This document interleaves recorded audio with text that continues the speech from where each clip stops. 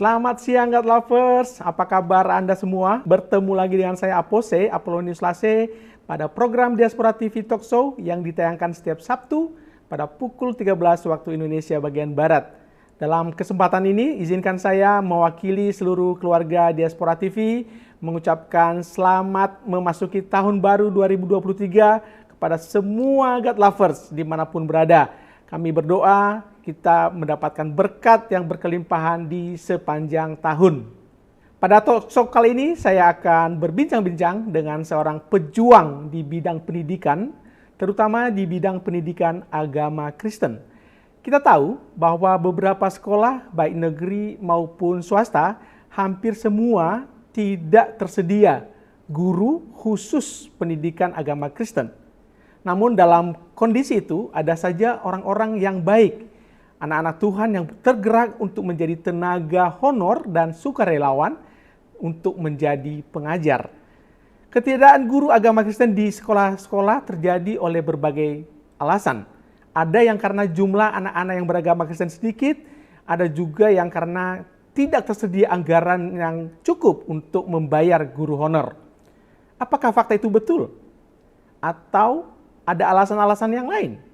Ya, mari kita gali dan tanya-tanya kepada narasumber kita hari ini, yaitu Ibu Astuti Maro.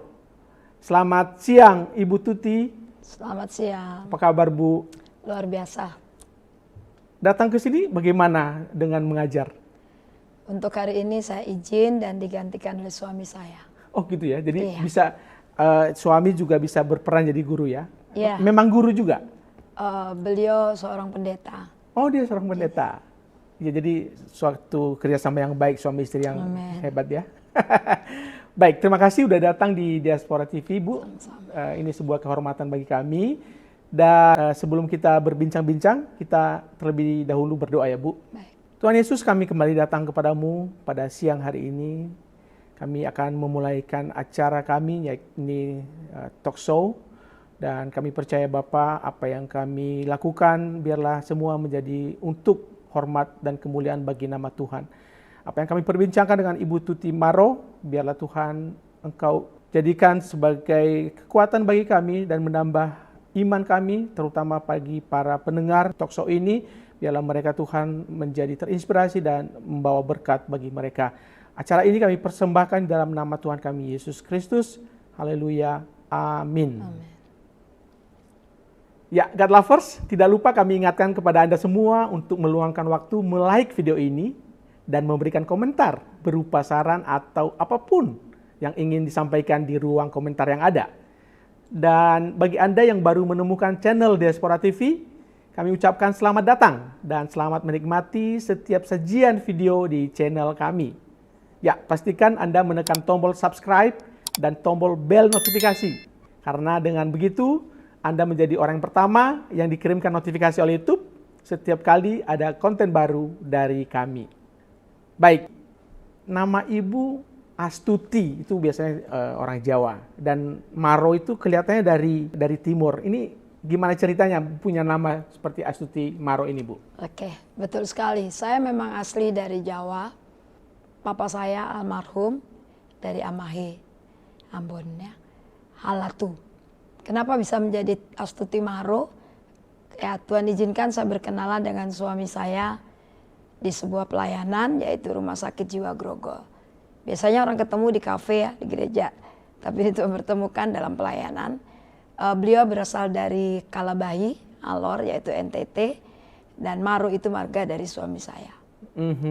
Jadi sebenarnya aslinya dari Ambon ya? Halatu. Ya. Itu Ambon ya? Ambon. Lalu Bapak merantau di Jawa, Nah, bertemu dengan Ibu? Betul, bertemu dengan mama saya, almarhum juga dari Jawa. Jawa mana? Jawa Tengah. Oke, berarti lebih lancar bahasa Jawa pasti ya? Inge. Enggak. Ya, dan sudah punya anak berapa, Bu? Anak saya kalau ada 4. Jadi 3 Tuhan panggil, yaitu yang pertama itu seorang laki-laki. Pada waktu itu kalau boleh cerita sedikit ya, karena suami saya waktu itu ada penginjilan ke Tanjung Pinang Jadi waktu saya mau melahirkan tidak ada yang mengantar, dia sudah terlambat, jadi sudah masuk air ketuban. Dan akhirnya usia 17 hari pas suami saya datang, kita berdoa, Tuhan panggil. Itu saya serahkan dalam tangan saya, kehendak Tuhan yang jadi. Kemudian 2 tahun setelah itu Tuhan izinkan saya hamil lagi, tapi ada kelainan. Jadi saya tidak boleh melihat. Dan meninggal juga perempuan. Yang ketiga setelah 1,5 tahun, yang ketiga itu meninggalnya karena saya waktu itu di Jakarta. Jadi karena masih tinggal di sebuah ruko pemberian teman saya, jadi saya berpikir nggak mungkin kan kita ikut terus. Akhirnya kita berpikir ingin memiliki sebuah rumah. Lalu kami cari-cari, ternyata itu saya sudah mengandung. Ya usia 2 bulan. Usia 2 bulan kami cari. Dan nggak kebetulan ya, rencana Tuhan itu luar biasa. Tiba-tiba saya mendapatkan sebuah hadiah sepeda motor. Sepeda motor, saya berpikir kalau saya nggak punya rumah, motor di mana? Akhirnya dengan berdoa kita menjual motor itu. Sulit, tidak semudah saya bicara juga ada yang beli. Cara Tuhan juga menolong. Anak yang pernah kami layani itu langsung mau membelinya. Jadi uang itulah yang kami pakai untuk membeli rumah yang pernah kita cari dan dapat di Cikarang. Di Cikarang itu dapat nomor 13 rumah itu, dan rumah itu tidak ada yang mau. Karena mereka masih percaya nomor 13 itu sial. Dan rumah itu diberikan Tuhan kepada saya melalui hadiah motor. Sampai hari ini. Nah waktu saya mengandung, sebulan 2 bulan, nah bulan ke-5, itu mungkin saya kelelahan. Akhirnya gugurlah putra kami. Itu seorang, sudah kelihatan memang janinnya laki-laki.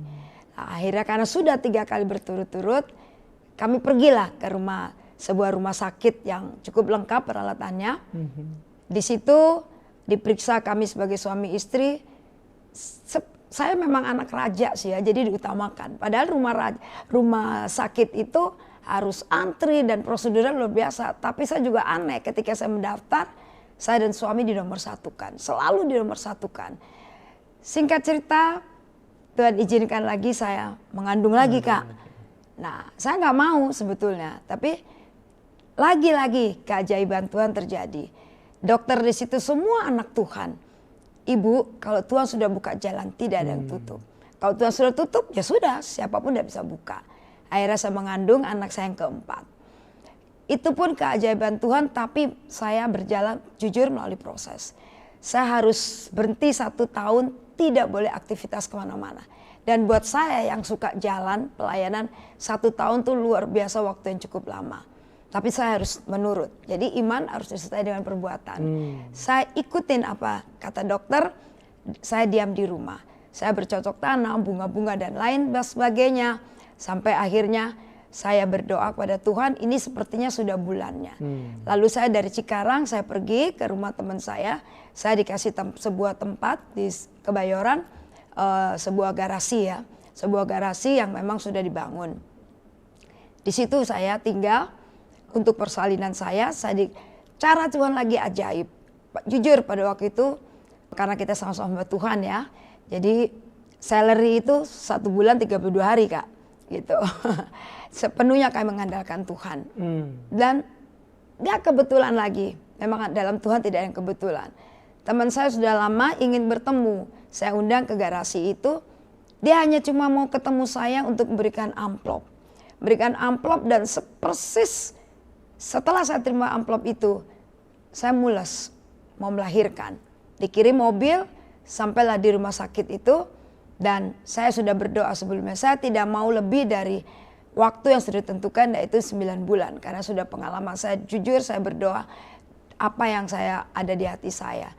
Dan akhirnya lahirlah anak saya, seorang laki-laki namanya James Isaac Rabin. Ya, James itu ketika saya mau person itu, ada nama itu di mata saya. Kemudian Isaac itu juga dari dokter yang menangani saya.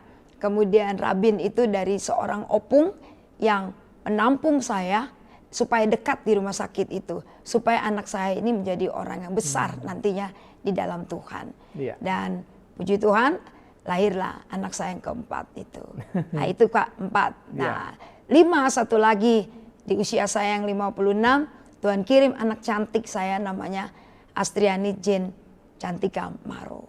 Begitu Kak, jadi anak saya sekarang ada 2, putra dan putri. Dan mereka sudah besar sekarang ya? Yang satu sudah selesai kuliah, sedang mencari pekerjaan, yang satu masih kelas 5 SD. Masih kecil. Ya. Baik, Ibu Tuti sekarang mengajar sebagai pengajar. Bisa cerita Ibu mengajar di mana dan mengajarkan apa? Baik. Nah, karena rumah saya di Cikarang, saya bilang sama Tuhan, kalau saya mendapatkan rumah ini Tuhan, saya rindu rumah ini khusus untuk anak-anak. Puji Tuhan memang sampai sekarang rumah ini dipakai untuk belajar. Awalnya saya ingin mengajar itu untuk membantu suami saya, karena saya berpikir kalau kita punya anak, tidak ada uang yang cukup, bagaimana dengan anak-anak? Niatnya saya ingin membantu untuk ada pendapatan lah begitu. Tapi ternyata saya berdoa sekian tahun, Tuhan belum mendengar. Satu kali saya duduk di kaki Tuhan, Roma 8 ayat 26 saya ingat sekali bagaimana Roh Kudus menuntun saya berdoa. Nggak panjang saudara, saya praise and worship di situ, tiba-tiba dikatakan di dalam doa itu saya mau mengajar di negeri. Jadi Tuhan berikan saya visi untuk mengajar di negeri. Nah, mengajar apa saya nggak ngerti. Tapi karena saya orang Kristen, saya rindu untuk membagikan firman Tuhan. Walaupun saat itu minus sekali saya pengertian saya tentang firman Tuhan. Saya bukan seorang guru yang pakar, saya tidak ada pendidikan pak sama sekali. Tapi karena hari berjalan, saya diundang kiri kanan untuk seminar. Dan saya, suami saya ingin saya PNS harus S1 katanya. Dan saya ambil sebuah sekolah pendidikan agama. Di situ saya berjuang sampai pulang larut malam dengan cara Tuhan yang ajaib lah. Sekalipun saya tidak ada transport, saya tetap jalan. Usia saya sudah lebih dari 50 ya waktu itu. Singkat ceritanya pokoknya saya bisa menyelesaikan pak pendidikan agama Kristen itu dengan S1. Tapi ada satu kejadian yang membuat saya tidak bisa masuk ke PNS. Karena usia saya sudah terkejar. Nah kejadian apa? Saya terlalu semangat untuk ngajar. Sampai saya kadang-kadang lupa makan. Nah ini jangan ditiru ya, God lovers jangan ditiru. Kenapa? Saya terlalu ceritanya tuh ya dengan iman lah pasti Tuhan tolong. Ternyata itu salah. Jadi saya lupa makan sampai satu saat saya kena lambung. Ternyata bukan cuma lambung, usus buntu yang sudah pecah. Dan saya dilarikan ke rumah sakit. Di rumah sakit pun dibilang itu tumor usus. Saya nggak percaya saya bisa kena penyakit itu. Waktu mau dikirim ke Darmaris karena dibilang tumor, itu kondisi tubuh saya sudah lemah dan saya katakan pada suami, saya nggak sanggup lagi. Saya nggak sanggup lagi. Akhirnya saya harus menjalani operasi 3 jam. Tapi dokternya bilang, mohon maaf Bu Astuti, racun ini tidak bisa dibersihkan karena sudah pecah. Jadi racun itu sudah merambat ke seluruh organ saya hanya bersihkan sebagian. Jadi hanya lewat doa dan mukjizat Tuhan, Bu Astuti bisa disembuhkan. Saya tetap berdoa. Waktu suami saya mau bayar, saya udah persiapkan kita jual aja rumah dan motor yang ada. Karena saya dapat hadiah motor lagi. Nah, tunggu dulu saya bilang, ini rumah pemberian Tuhan jangan dijual. Lalu kita lapor ke kasir berapa semuanya. Semua sudah dilunasi. Sampai hari ini saya tidak tahu siapa yang melunasi operasi saya. Suami saya berlutut mengucap syukur. Dan dalam perjalanan proses pemulihan itu pun keajaiban-keajaiban terus terjadi. Saya hampir operasi 2 kali karena perut saya membesar, saya tidak bisa buang air besar. Untuk berapa hari? Hampir 2 minggu. 10 hari tidak sampai hampir 2 minggu dan itu bahaya sekali dengan operasi yang ada. Saya nggak tahu gimana caranya, pokoknya dengan berjalan, waktu itu kondisi saya benar-benar lemah. Saya pergi ke sebuah rumah sakit daerah di Cibitung dan dokternya bingung karena pasiennya sendiri yang datang. Waktu saya di pembaringan itu mereka tidak bisa terima nih saya diperlakukan seperti ini. Akhirnya saya pulang dan saya berdoa kalau Tuhan izinkan saya kembali ke rumah sakit yang lama, ketemukan saya dengan dokter yang menangani saya. Dan betul, dari jauh saya naik kendaraan umum, saya sudah melihat dokter itu ada di depan rumah sakit. Saya turun, saya cerita, baik kami siapkan kamarnya. Tapi waktu saya pulang, waktu itu saya masih HP saya yang biasa Kak, itu lowbat nanti. Jadi waktu dia telepon tidak bisa. Dan Tuhan izinkan itu terjadi. Ipar saya lihat di internet ada namanya kangkung hutan. Itu kalau di hutan itu makanannya B2 Kak. Di situ dia ambil, dibawa pulang ke Cikarang dan dibikin seperti bubur. Hanya 2-3 helai saja. Dibikin bubur dan puji Tuhan perut saya mules, saya masuk ke toilet, mohon maaf, 3 jam. Racun itu keluar, lalu saya lemaskan, dan ketika saya duduk di ruang tamu, kebetulan semua nggak ada, kembali racun itu keluar dari rahim saya. 2 hari berturut-turut racun itu keluar. Dan tangan saya yang tadinya sudah stroke sebelah kanan, berangsur-angsur pulih. Rambut saya sudah mulai tumbuh, dan perut saya sudah mulai ramping seperti sekarang. Dan sampai sekarang? Sampai sekarang saya sehat. Nah dari situlah Kak, saya betul-betul berhutang nyawa dengan Tuhan. Jadi ketika saya mengajar, itu banyak penolakan. Saya sudah pegang S1, tapi saya banyak penolakan. Tadi yang seperti kakak sudah bilang, faktornya banyak. Yang satu bilang anaknya sedikit. Yang satu bilang tidak ada ruangan. Yang satu bilang tidak ada biaya. Tapi saya tidak putus asa. Dengan berjalan, akhirnya saya setelah berdoa tadi, Tuhan temukan saya sebuah SD yang memang baru dibangun. Pada waktu itu anak-anak Kristennya hanya 3 orang Kak. Dan terus waktu berjalan, saya mengingat anak saya yang 3 meninggal tadi. Nah Tuhan kasih saya satu visi bahwa tujuan saya mengajar bukan lagi karena supaya mendapat pendapatan. Tidak. Tapi tujuan saya supaya anak-anak sejak kecil, sejak dini mereka mengenal. Ketika mereka meninggal, kemana mereka akan pergi. Mereka harus mengenal siapa Allah mereka yang sesungguhnya. Jadi buat saya PAK itu tidak sekedar pendidikan agama Kristen, tapi pengenalan akan Kristus. Ya. Begitu. Dan ketika ada kerinduan mengajar karena ada mujizat dari Tuhan dan merasa berutang, dan bagaimana pengalaman pertama mengajar? Ada nggak kira-kira penolakan atau hal lain yang dirasakan, Bu? Itu pasti Kak. Penolakannya banyak Kak. Saya kalau eksodus ya, jadi pindah dari sini. Pertama di ruang TU.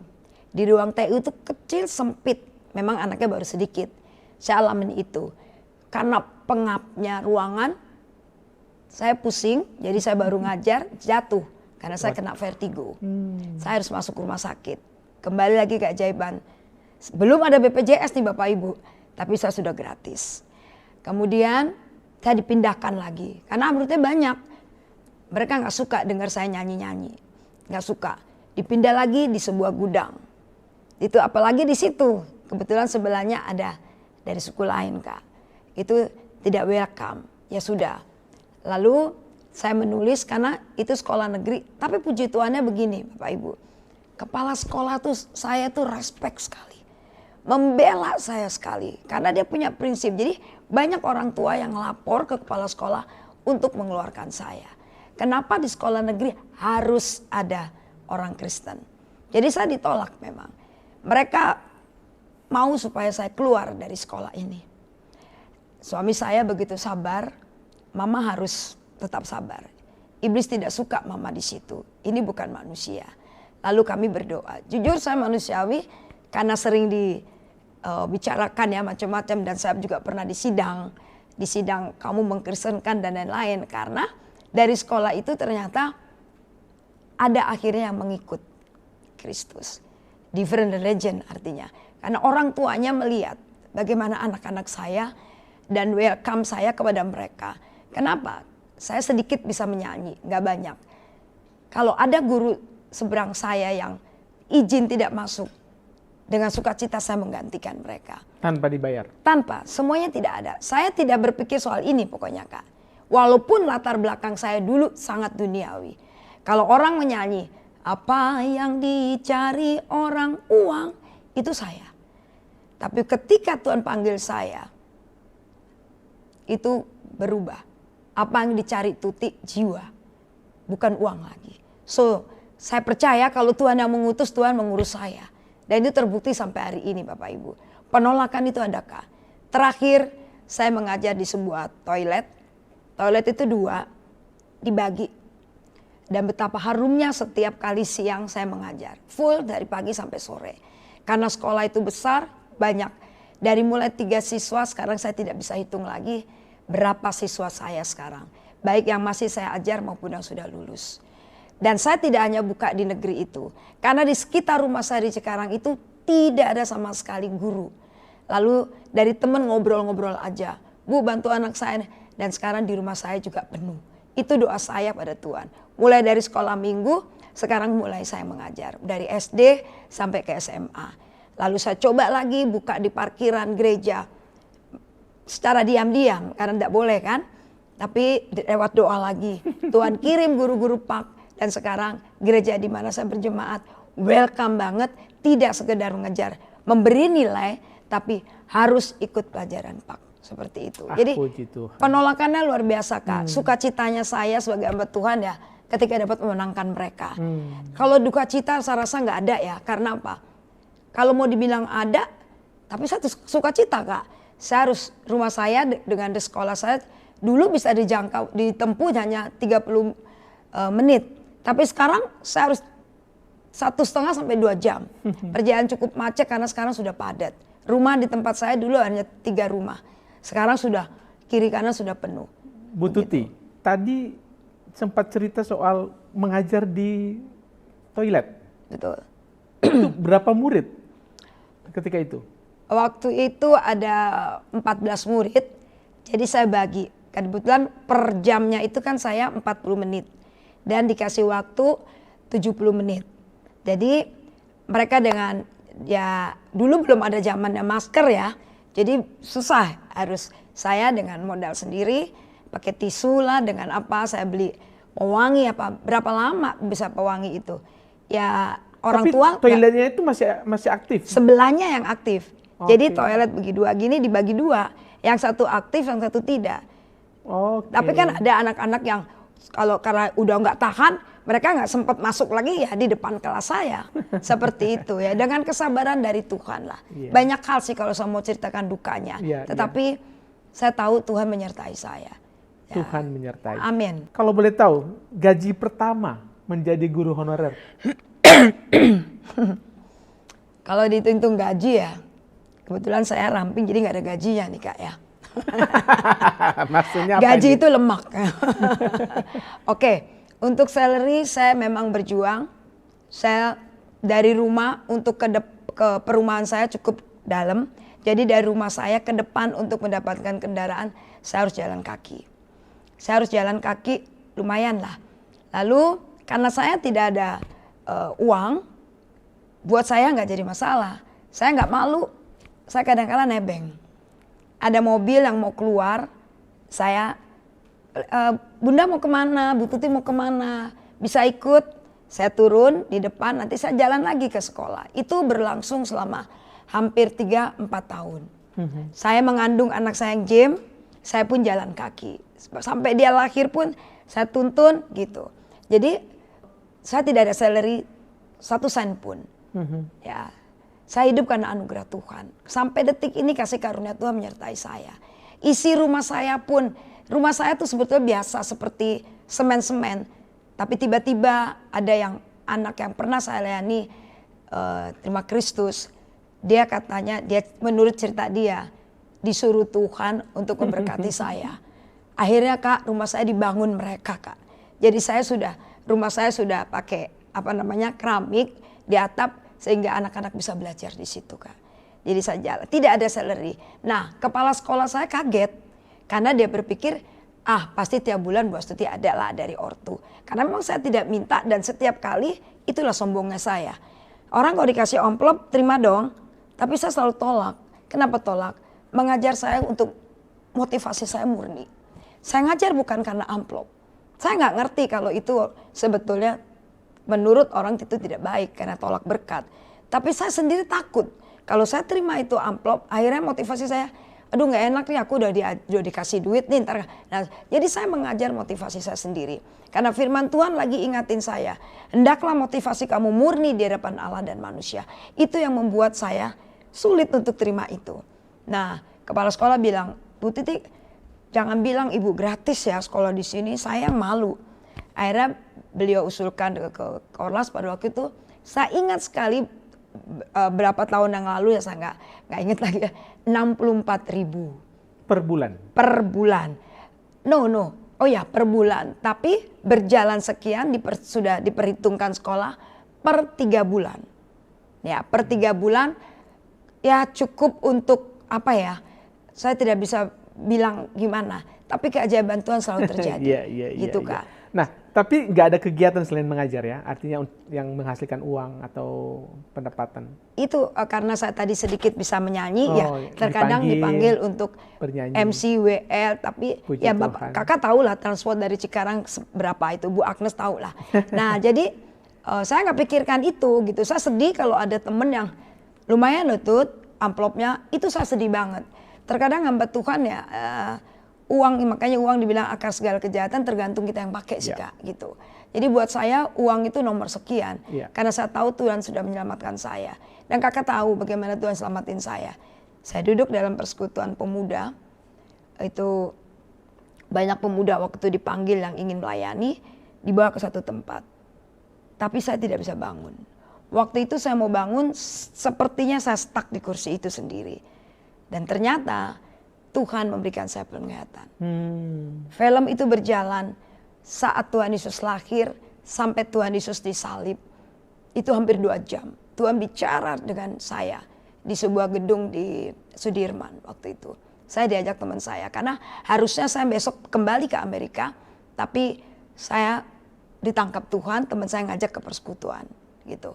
Jadi disitulah saya duduk, saya melihat bagaimana Tuhan memperlihatkan dirinya kepada saya. Lalu Yesus bilang, apa yang kamu mau lakukan buat saya? Baru saya bisa bangun dan saya menangis, lalu saya cari sekolah Alkitab terdekat.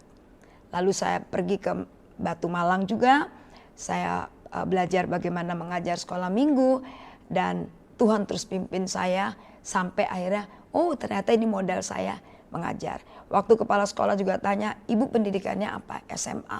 Bisa mengajar. Saya biasa ngajar anak-anak sekolah minggu. Apa itu sekolah minggu? Sekolah minggu itu saya jelaskan. Oh gitu, tapi mohon maaf ya, ibu di sini tidak ada dana untuk non muslim. Tidak apa-apa, Tuhan Yesus nanti bayar saya. Siapa itu Tuhan Yesus? Nah itulah. Jadi padahal saya belum ada rencana seperti itu. Tapi saya sudah berdoa. Akhirnya saya ceritakan siapa itu Tuhan Yesus. Oh kalau begitu, boleh Bu Tuti, boleh. Nah terus sampai hari inilah di sekolah kami ada 187 siswa. Dengan di rumah kami, jadi setiap tahunnya tuh ada hampir kurang lebih 300-an siswa untuk saya jalani. Dan dukungan keluarga luar biasa, ada Pak Maro ya, pendeta. Bisa ceritakan dukungan seperti apa yang diberikan sama suami Anda? Saya sebetulnya jujur kasihan dengan suami saya. Beliau ada sakit sebetulnya, asam urat. Mirip suaminya Bu Agnes ya, teman saya itu. Jadi kalau memang sudah kambuh, tidak bisa jalan memang. Tidak bisa jalan. Tapi semangat suami saya itu yang menopang saya. Saya sebetulnya jujur sudah lama mau keluar dari sekolah itu. Lalu ada guru pembimbing saya yang juga beda ya, karena di sekolah itu hanya saya sendiri yang Kristen. Bagaimana penolakan-penolakan dulu, sekarang semuanya menjadi bestie saya. Mereka bahkan tidak bisa makan kalau belum ada Bunda Tuti. Mereka dulunya tidak pernah mau berbedak atau berlipstik atau berapi melihat saya. Karena saya tidak mau mempermalukan Tuhan. Aku gak punya uang, tapi bukan berarti aku harus penampilan gimana. Saya mau buktikan bahwa Tuhan memberkati saya. Seperti itu. Jadi bukan sekedar mau cantik, cuma Murid-murid saya bisa senang ngelihat ketika saya cerah, ketika saya harus pakaian rapi gitu, mereka senang. Bahkan pernah saya naik motor aja Pak, itu Kak, rambut saya nggak saya sisir, murid saya ambil sisir. Bu Tuti kalau sisir pasti cantik, iya hari ini Bu Tuti cantik. Nah itu yang sangat menghibur saya. Nah suami saya tuh sangat menopang, nganterin saya naik motor dengan anak saya yang Jane ini. Aduh, pokoknya dia mensupport saya sekali. Mama harus sabar, karena disitulah Tuhan lagi menguji kita. Mantap. Di situ Luar Kak, biasa. sangat menopang saya. Baik, Bu Tuti punya teman, tadi sempat disebut-sebut namanya, teman seperjuangan, yaitu kita sudah tersambung dengan Ibu Agnes Entaren. Selamat siang, Ibu Agnes. Pak, selamat siang, Besti. Apa kabar Bu Agnes? Puji Tuhan, luar biasa Tuhan kami. Bu Agnes tinggal di mana ini? Saya tinggal di Lebak Bulus, Jakarta Selatan. Oh, di Lebak Bulus ya. Dan Ibu Agnes adalah juga seorang guru, pengajar, dan bestinya Ibu Tuti ya, benar ya?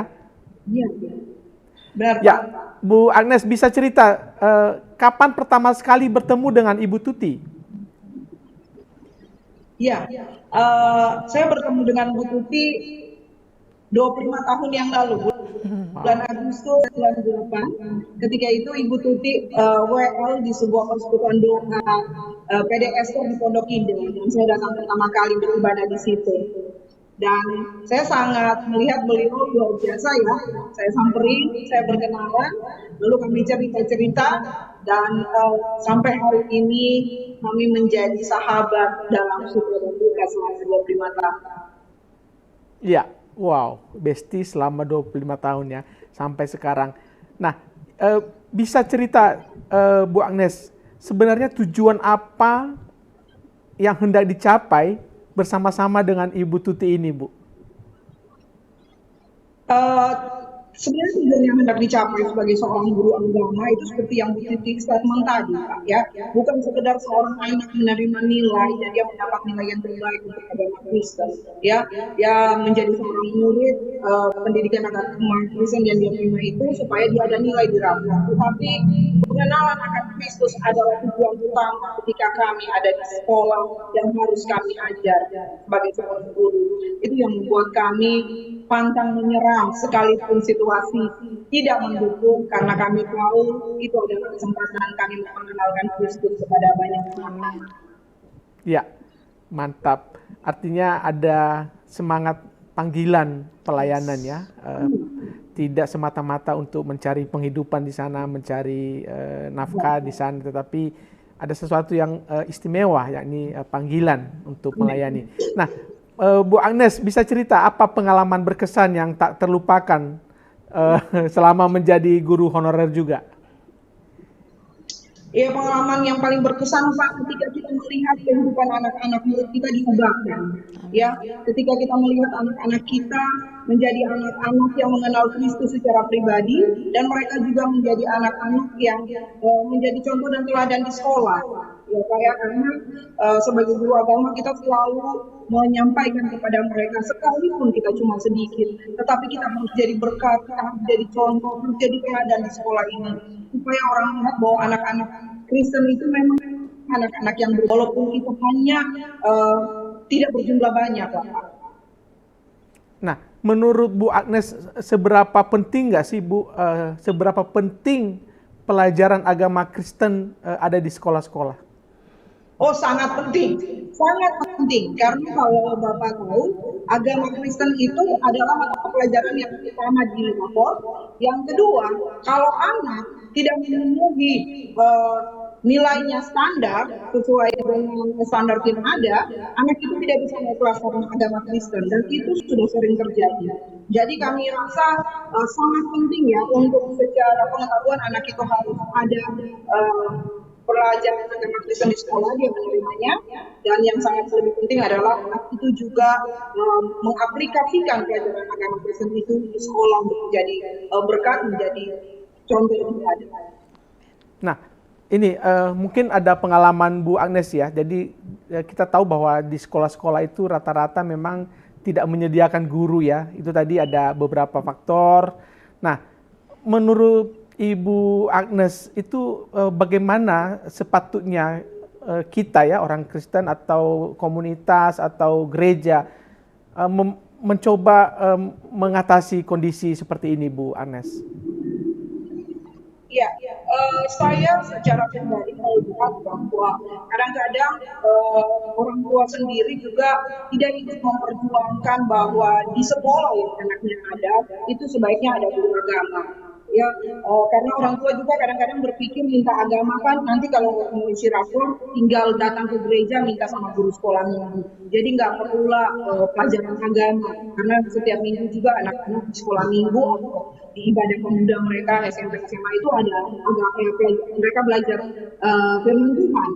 Ada banyak hakikat yang bisa diberikan seorang guru agama karena pelajaran agama itu kan sangat kontinu dan kita juga punya buku yang sudah disiapkan untuk mengajarkan anak-anak itu dari dasar sampai anak-anak itu benar-benar mereka mengerti tentang kekristenan secara utuh.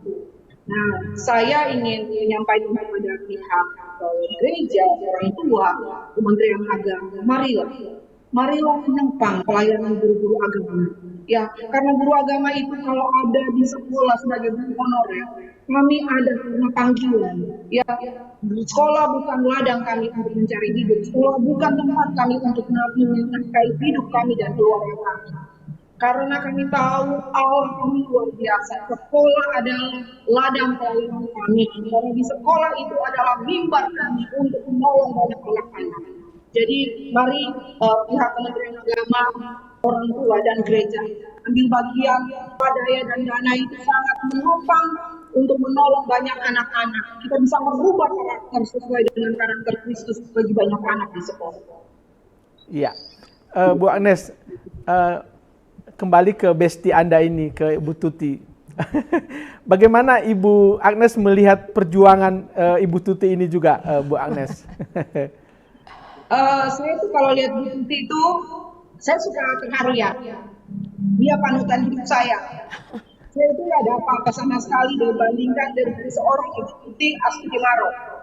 Saya itu nggak ada apapun dibandingkan dengan seorang Ibu Tuti. Dia hamba Tuhan yang setia, hamba Tuhan yang berdedikasi, hamba Tuhan yang luar biasa. Bu Tuti itu bukan cuma seorang guru, hamba ibu yang baik bagi anak-anaknya, istri yang luar biasa baginya. Dan dia adalah sahabat semua orang dalam segala situasi dan kondisi. Saya sangat menghormati Bu Tuti. Terima kasih bisa mengenal Bu Tuti selama 25 tahun ada di semua musim hidup saya. Dan saya mau bilang Bu Tuti, kalau Bu Tuti jadi PNS, 60 tahun pasti Bu Tuti sudah berhenti jadi guru agama. Makanya Bu Tuti tidak jadi PNS, karena di umur 65 tahun Bu Tuti tetap jadi guru agama. Karena Tuhan sudah pakai Bu Tuti, tidak pernah pensiun. Bu Tuti harus jadi guru agama sampai bertemu dengan Tuhan Yesus. Amin. Amin. Amin. Mungkin Ibu Tuti mau menyampaikan kepada bestie Anda sesuatu?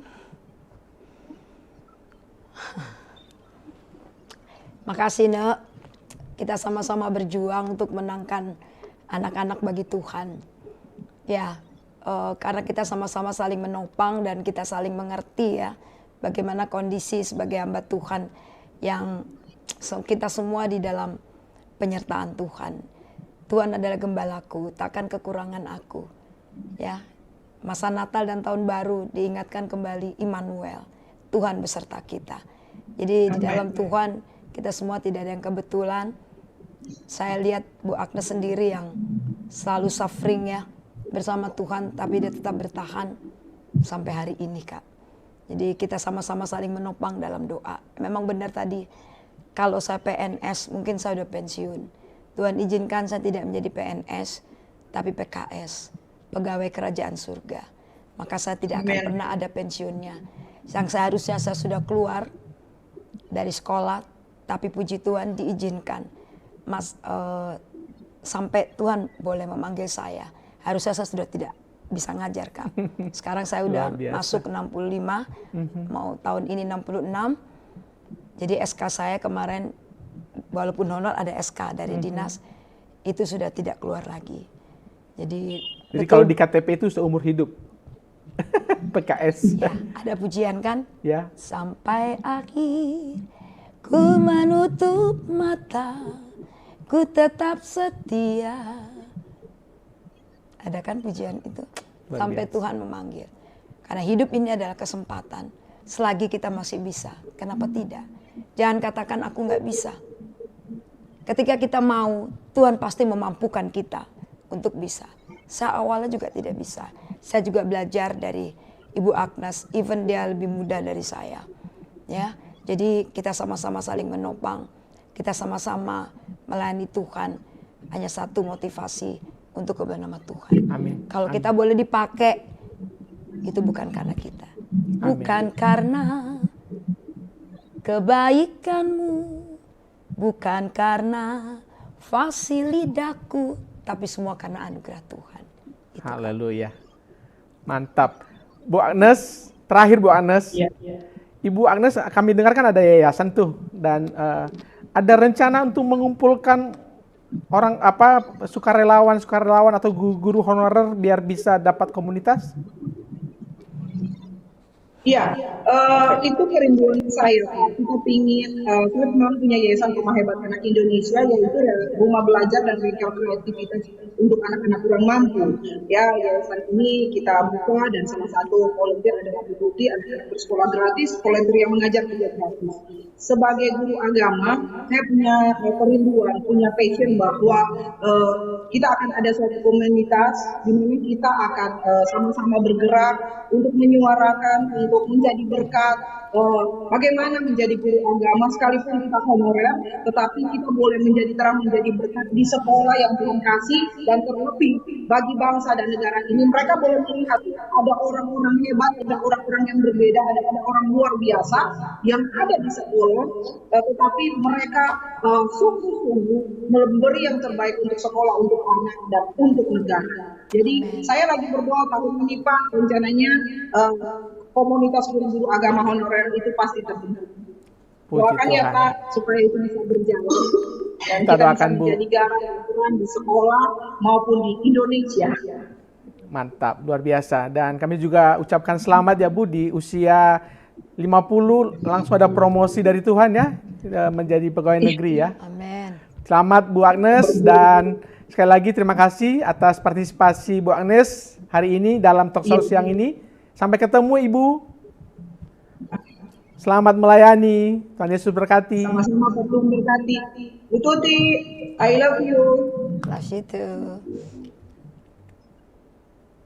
Ya, God Lovers, di layar Anda ada tersedia kris dan juga rekening, di mana lewat kris itu dan rekening itu Bapak Ibu bisa ikut mendukung setiap program penjangkauan jiwa di Diaspora TV. Jadi silakan Bapak Ibu bisa scan kris atau mengirimkan lewat rekening seberapapun donasi Anda. Bubuhkan angka 4 di belakang nominal donasi Bapak Ibu, dan ingat, kami mohon bukti transfer dikirimkan ke nomor WA yang ada di layar juga, di layar Bapak Ibu, sudah tersedia nomor WA, dan terima kasih atas setiap dukungan Bapak Ibu semua. Di ujung video call bersama kita sudah ada Pak Bendris Tazuno, seorang pelayan Tuhan, dan dia juga seorang sukarelawan kemanusiaan dan menginjil di mana-mana, menjadi pembicara di mana-mana, dan beliau adalah sahabat dari Ibu Tuti. Langsung saja kita sapa beliau. Selamat siang Pak Bendris. Selamat siang, selamat siang. Salam Pak. Shalom, Biasa Pak saya Bendris. panggil beliau dengan Om. Selamat siang Om. Selamat siang. Ada Bu Tuti, selamat siang Bu Tuti. Shalom, Ini ya shalom Pak, selamat siang. Ya Pak Bendris, bagaimana Bapak Bendris melihat pelayanan sahabat Anda ini? Terus terang, ya, waktu lihat Ibu Tuti, ya, dalam pertemanan kami, saya jadi ingat, ya, mengenai amanat agung. Ya, saya melihat, ya, implementasi amanat agung dari sisi yang lain ada di Ibu Tuti. Itu yang saya lihat. Saya bisa jelaskan, ya, Matius 28 amanat agung itu, kalau yang ayat 19 mengatakan pergilah dan baptislah mereka, ini bagian daripada hamba-hamba Tuhan. Tetapi ayat 20 dikatakan di sana, dan ajarlah mereka melakukan segala sesuatu yang telah kuperintahkan kepadamu. Nah, di sini ada kata ajar. Bagian inilah yang Ibu Tuti ada. Bukan hanya hamba Tuhan, ya, tetapi Ibu Tuti ada di sana dengan segala kekurangan yang dihadapinya. Ibu Tuti melaksanakan itu. Kalau kita dengar cerita, mungkin tadi sudah dicerita mau Bu Tuti kali saya rasa, ya. Apakah Ibu bisa menghadapi ini dengan kekurangan, tanpa honor dan segala macam? Satu perkataan Ibu Tuti yang sangat menggugah saya. Ibu sering mengatakan, Tuhan Yesus yang bayar saya. Itu yang saya kenal Ibu Tuti. Kalau di desa-desa, mungkin kita biasa melihat ini. Tetapi pengabdian Bu Tuti ini terjadi di mana? Di kota. Ini perbedaannya. Saya sering ke desa-desa, tapi di kota hal-hal begini jarang terjadi. Itu yang saya lihat dari sisi yang lain dari Bu Tuti. Iya, luar biasa. Nah, Om sebagai penginjil, sebagai pengajar, sebagai hamba Tuhan, bagaimana seharusnya komunitas Kristen atau lembaga Kristen, bahkan mungkin gereja ya Om, merespon fenomena kekurangan guru di kekurangan guru agama Kristen, maksud saya di sekolah negeri maupun di swasta sekarang ini, Om Bendris? Ya, kalau kita lihat lembaga-lembaga Kristen atau gereja dalam hal ini, yang terpikir itu adalah bagaimana saya mencari jiwa. Itu tidak salah. Tetapi bagaimana jiwa ini dipelihara. Nah, ini yang banyak kurang dari lembaga-lembaga kita. Itu yang saya lihat.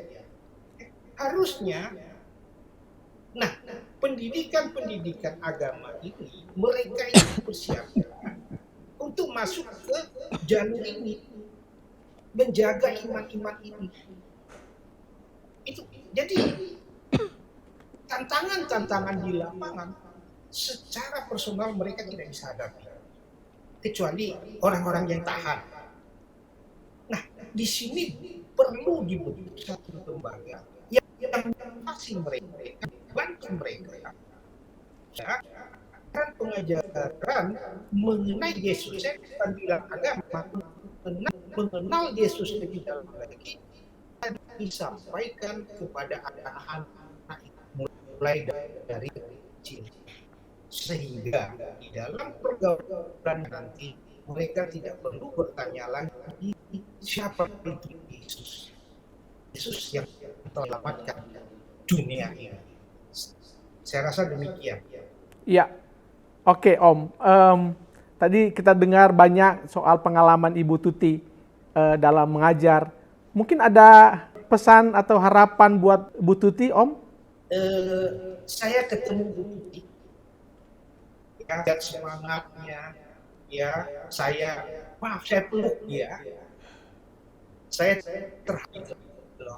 Demikian juga saya ketemu dengan Paulus. Yang penting, yang saya hargai dari Bu Tuti, semangatnya, tetap semangat. Malah bukan memotivasi dia Pak Polo, malah saya termotivasi melihat Ibu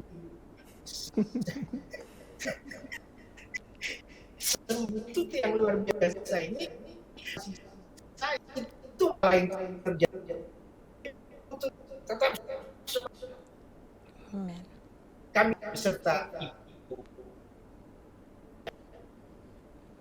Ya, artinya tadi maksud hati mau menyemangati malah disemangati ya Om ya. Itu dia. Luar biasa. Bu Tuti mungkin menyampaikan sesuatu sama apa Om Bendris? Ya, shalom Pak. Aduh, puji Tuhan. Kami memang baru kenal sih Kak. Tapi saya juga banyak belajar dari Pak Bendris. Itu tadi pengetahuan itu kan kita tidak hanya dapatkan dari internal ya. Dari eksternal juga kita bisa belajar. Dan saya bersyukur banget Tuhan temukan saya dengan Pak Bendris. Kadangkala saya juga kalau ada sesuatu saya bisa tanya jawab, belajar gitu kan. Belajar itu kan sampai kapanpun kita masih tetap belajar. Saya bersyukur diketemukan dengan orang yang mau dibilang pinter, cerdas, lebih dari itu deh gitu. Jadi terima kasih Pak Bendris buat masukan-masukannya untuk sharingnya, Tuhan memberkati. Gitu karena kalau jujur emang saya tanpa tumpangan doa dari teman-teman saya juga terbatas secara manusia ya. Karena di sekitar saya itu Kak, itu kan semuanya bukan saya gitu. Jadi dengan cara saya merangkul mereka, akhirnya saya izin bagaimana di rumah saya bisa. Awal-awalnya memang sulit. Ya.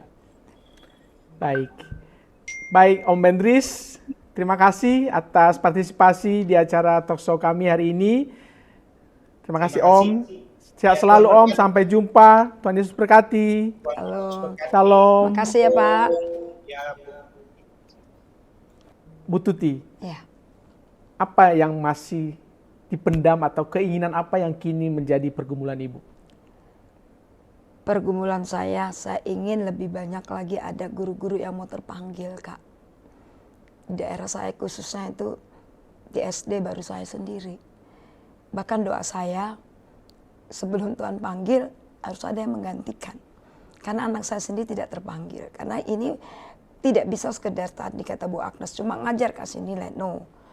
Jadi itu betul-betul harus ada panggilan. Karena kalau nggak panggilan dia tidak siap dengan tantangan. Itu sulit. Jadi saya rindu banget ada guru-guru yang mau terbeban bukan aja di negeri. Tapi ada banyak anak-anak di sana yang belum beruntung untuk bisa sekolah mendapatkan nilai-nilai Kristiani. Ya, jadi berat sih sebetulnya. Karena saya sendiri, bagaimana saya harus masuk. Jadi jangan berpikir begini loh, lu mesti ngerti gue. Tapi kita harus coba mengerti mereka. Dan itu bedanya kita. Jadi saya belajar untuk menanamkan nilai Kristiani itu di sekolah di mana Tuhan izinkan saya berada. Melalui orang tua dan itu memang berbeda sekali. Orang tua kadang-kala kalau pagi ya, mohon maaf nih, yang diingat sudah sarapan belum nak? Uang jajannya belum? Adakah orang tua mengingatkan? Tadi udah berdoa belum? Sudah baca belum? No Bible, no breakfast. Harusnya seperti itu. Jadi saya rindu banget untuk orang tua. Saat ini generasi sekarang ini dunia makin jahat. Efesus katakan begitu. Waktu-waktu ini ada yang jahat. Jadi saya rindu ada panggilan lebih banyak lagi guru-guru yang mau terbeban seperti ini. Bukan mencari pendapatan, tapi karena Tuhan. Kalau sekali lagi tadi saya katakan kalau Tuhan sudah mengutus pasti Tuhan urus kita. Ya. Nggak perlu takut. Nyatanya ya saya bersyukur Tuhan izinkan saya hidup seperti ini supaya apa yang saya saksikan itu tidak sekedar saya bicara, tapi karena saya mengalaminya. Ya. Nah, tadi banyak cerita soal rumah Ibu yang dijadikan tempat mengajar. Ya, kita punya foto-fotonya dan bisa cerita seperti apa pengajaran di sana, apa saja kegiatannya, dan bagaimana tetangga-tetangga? Itu tadi yang kalau ini di sekolah. Ini di sekolah ya? Di sekolah ini hari Selasa. Itu suami saya di belakang. Nah ini kalau baju seperti ini hari guru. Ini saya sedang mengajarkan lagu hari Senin akan, waktu itu pas hari guru, jadi harus nyanyi ini. Nah, ini di kelas juga? Di kelas juga, tapi beda hari nih. Beda hari. Kalau ini di rumah. Ini di rumah yang sudah dipermak dengan siswa saya pada waktu itu. Ini di sekolah. Ini saya menggantikan teman saya yang tadi saya bilang. Di sini saya mengajarkan lagu-lagu nasional gitu. Dan ini sedang mengawas tadi itu. Ini KKR kecil tadi, ini sedang mengawas, ini KKR kecil di rumah. Seperti sekarang mau masuk per semester, kita akan adakan KKR kecil. Ini di rumah salah satu murid saya di Cibarusa. Ya, saya nggak mau mereka ke rumah saya karena mereka harus nyebrang jalan naik angkot. Jadi saya yang mengalah, saya ke rumah mereka. Jadi memang dikumpulkan di satu rumah. Ya, ada persembahan Kak, tapi bukan untuk saya. Persembahan ini karena kita ekonomi di bawah, persembahan ini dikumpul untuk membeli buku setiap tahunnya nanti, buku paket. Kita jangan merusak aturan pemerintah dengan mengkopi itu tidak boleh. Jadi kita belajar taat dengan aturan yang ada, so belajar menabung, ada bendaharanya. Saya tidak mau pegang uang, ada bendaharanya. Jadi berapa saja yang mereka berikan, nanti kita tutup apa namanya itu? Yang kelebihan bisa membantu yang kekurangan seperti Subsidi, itu. Ini ya? subsidi. Silang. Ini Cibarusa. Nanti saya ada juga di Mega. Nah ini Paju ini itu Korpri Pak ya. Hari setiap tanggal 17 gitu. Gini nih lambang Bekasi Jaya. Gitu.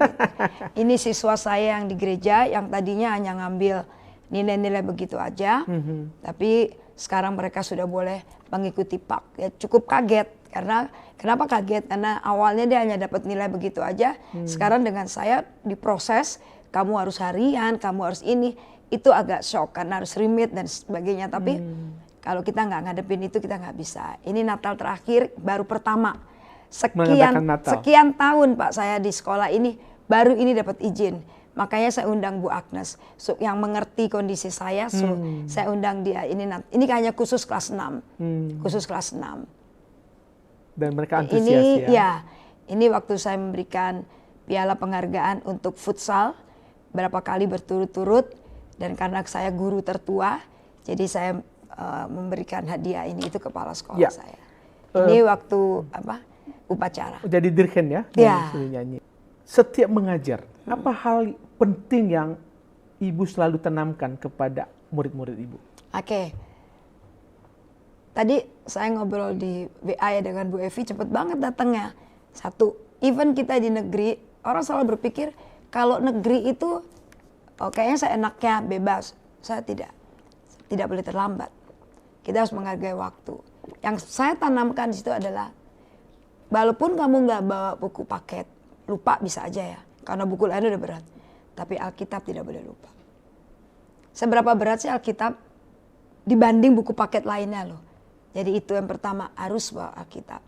Mereka mulai belajar baca per ayat, lalu per perikop, per pasal. Untuk kelas 6-nya mereka belajar membuat renungan. Dan itu ada penilaian. Apa yang kamu dapatkan belajar sendiri untuk inti dari itu. Kalaupun kurang tepat ya saya ngajar sedikit-sedikit. Tadi ya saya bilang saya jumpa Pak Pendris, saya bisa konsultasi konteks ayat ini, maklum sekolahnya udah lama, mungkin zaman yang baru ini ada hal yang baru seperti itu Kak. Ada lalu merangkul teman satu dengan yang lain karena kan kita beda suku ya, jadi seperti itu menjaga ketertiban dan tetap menghargai guru-guru yang lain. Ciri khas di negeri kan salim ya, tetap kamu beri salam karena ada yang dari keluarga mereka tuh nggak perlu salam. Nah, jadi di sini kamu harus bisa beradaptasi. Kita boleh belajar di sini aja, puji Tuhan. Buat saya khususnya Pak, karena di mana-mana nggak welcome. Nah itu makanya saya ke rumah-rumah mengumpulkan. Dan terakhir datang lagi yang dari seberang juga, dari itu datang ke rumah minta belajar. Satu orang pun saya tetap ajar. Iya, luar biasa. Satu orang pun tetap, karena dia adalah jiwa. Nah, Ibu Tuti tadi tertarik dengan rencana Ibu berdoa untuk pengganti Ibu, ada anak-anak muda yang tergerak. Nah, apa saja usaha Ibu yang untuk bisa mencapai itu? Ada usaha atau Belum. hanya doa saja? Saya baru berdoa dan menyampaikan hal ini kepada beberapa orang tua. Ada jawaban, kembali mereka menanyakan berapa. Nah, itu yang buat saya sedih Kak. Gitu. Belum mencoba, tapi ketika saya ngobrol dengan guru pembimbing dari sekolah, dia bilang, Bunda, sulit untuk masuk di sini. Karena apa? Dari sekolah sendiri belum welcome. Ya. Kenapa mereka bisa welcome? Karena saya berusaha untuk mengerti situasi di tempat. Makanya saya walaupun bukan PNS, saya diperkaya dengan Tuhan. Mereka semua membelikan saya baju PR, mereka sangat menghargai saya. Seperti itu kan, dari kitanya. Ya, artinya tadi setuju dengan Ibu Agnes bahwa kalau ada komunitas guru-guru ini mungkin lebih bagus lagi agar bisa mencari jalan keluar ya soal kekurangan guru di sekolah-sekolah ini. Baik, Bu Tuti, luar biasa perbincangan kita, dan ada yang ingin disampaikan kepada murid-murid Anda, siapapun mereka yang sedang menonton acara ini. Baik, hidup ini adalah kesempatan, jangan sia-siakan waktu yang ada. Carilah Tuhan selagi Dia ada. Jadi anak-anak ibu yang hebat, jangan lupa ya, kita tidak hanya berdoa meminta, tapi kita juga mau merenungkan firman Tuhan, dengar suara Tuhan, taat dan lakukan apa yang Tuhan perintahkan pada kita. Itu saja. Oh Tuhan, pakailah hidupku selagi aku masih kuat. Bila saatnya nanti ku tak berdaya lagi, hidup ini sudah jadi berkat. Tuhan berkati. Baik, terima kasih. Suara yang sangat baik, yang sangat merdu, dan sungguh perbincangan yang sangat menarik hari ini, Bu Tuti, ketika panggilan menjadi guru dan orientasinya bukan materi semata, tetapi pelayanan kepada Tuhan. Ada kesetiaan, ada ketegaran, ada keteguhan. Bahkan seiring waktu muncul sosok yang tangguh karena lolos dari ujian seperti Ibu Tuti. Terima kasih Ibu Tuti atas kesaksian yang luar biasa hari ini. Doa kami Ibu sehat dan semakin kuat dalam Tuhan. Dan berkat-berkat melimpah sepanjang tahun ini. Amin. Makasih. Terutama berkat kesehatan ya Bu. Yes. Salam buat keluarga, salam buat anak. Amin. Dan God lovers, demikian tadi perbincangan saya dengan Ibu Tuti Maro. Semoga bermanfaat. Saya Apose bersama kru Diaspora TV yang bertugas pamit undur diri. Sampai bertemu lagi di lain waktu. Tuhan Yesus memberkati. Salam. Shalom.